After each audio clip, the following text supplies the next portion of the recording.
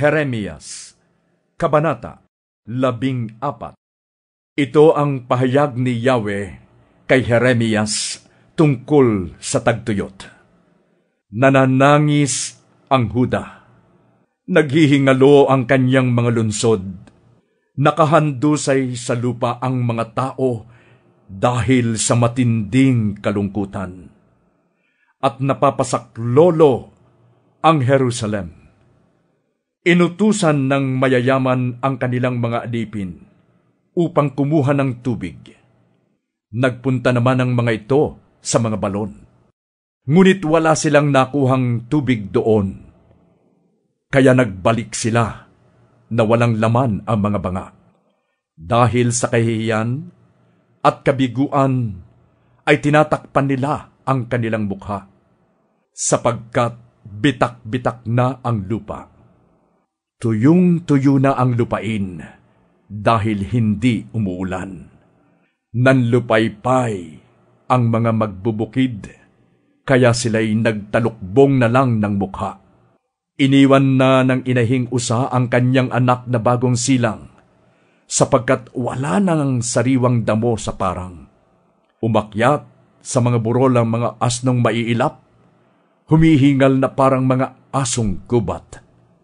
Nanlalabo ang kanilang paningin dahil sa kawalan ng pagkain. Nagsumamo sa akin ang aking bayan. Yahweh, bagaman inuusig kami ng aming mga kasalanan, gayunman kami tulungan mo gaya ng iyong pangako. Tunay na maraming beses na kaming tumalikod. Kami ay nagkasala laban sa iyo. Ikaw ang tanging pag-asa ng Israel. Ikaw lamang ang makakapagligtas sa amin sa panahon ng kagipitan. Bakit para kang dayuhan sa aming bayan? Parang isang manlalakbay na nakikitulog lamang. Bakit para kang isang taong nabigla? Parang kawal na walang tulong na magawa? Ngunit ang totoo, O Yahweh, kasama ka namin. Kami ay iyong bayan. Huwag mo kaming pabayaan.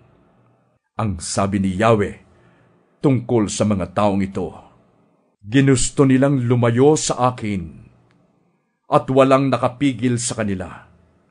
Kaya naman, hindi ako nalulugod sa kanila. Hindi ko malilimot ang masasama nilang gawa at paparusahan ko sila dahil sa kanilang mga kasalanan.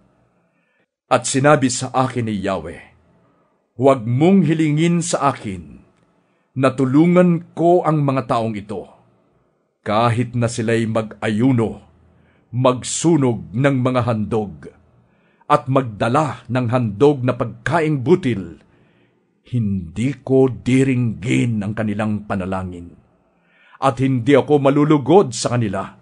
Sa halip, pababayaan ko silang mamatay sa digmaan, sa matinding gutom at sa sakit.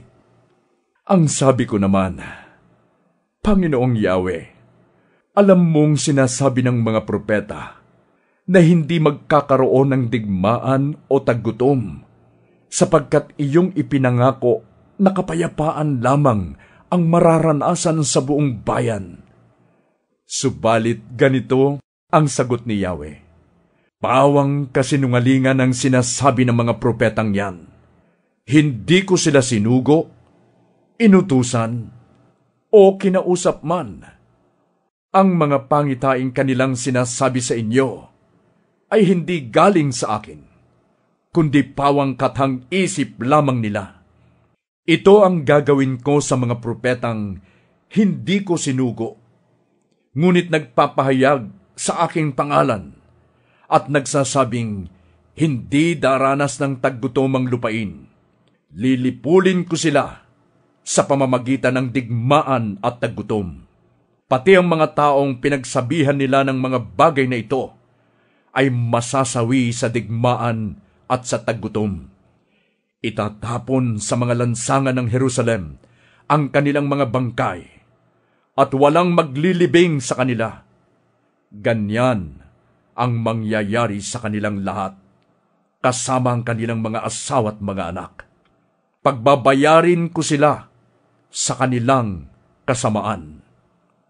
Inutusan ni Yahweh si Jeremias na ipaalam sa bayan ang kanyang kalungkutan at sabihin, araw-gabi, hindi na ako titigil ng pag-iyak, sapagkat malalim ang sugat ng aking bayan.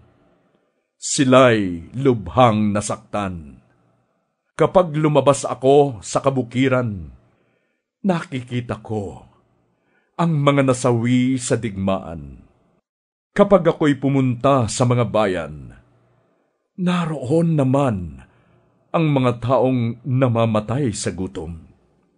Patuloy sa kanilang gawain ang mga propeta at mga pari, subalit hindi nila alam kung ano ang kanilang ginagawa.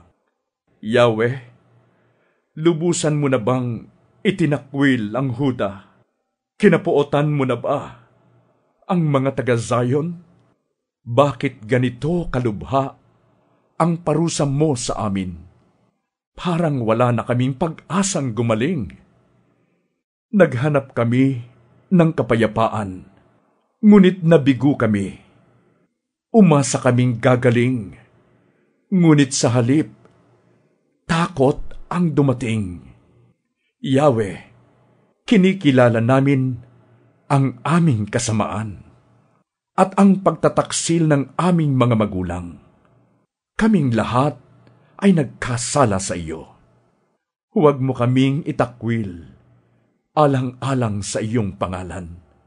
Huwag mong itulot na mapahiya ang Jerusalem, ang kinalalagyan ng marangal mong trono. Alalahanin mo ang ating kasunduan. Huwag mo sana itong sirain.